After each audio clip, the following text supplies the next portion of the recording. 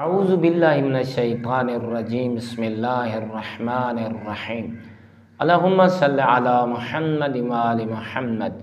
مومنین مسلمین مومن کو چاہیے جلے وہ عبادت خدا کرے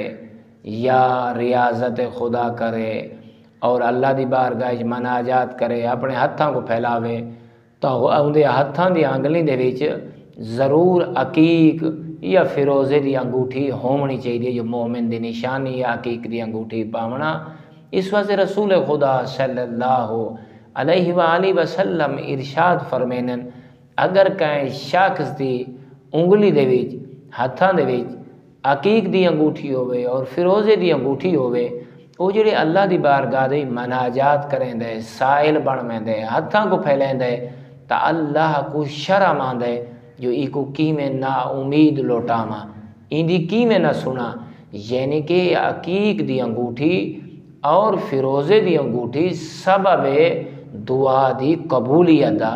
جو رسول خدا ارشاد فرمائے تے انہ دے فوائد سے اے ہن کیونکہ اے او پتھر ہن جڑے اللہ دی ربوبیت دا اقرار کرن آلن، تا اللہ رب العزت سکو عقیق دی انگوٹھی اور فیروزے دی انگوٹھی پاون دی توفیق عطا فرماوے۔ والحمدللہ رب العالمین۔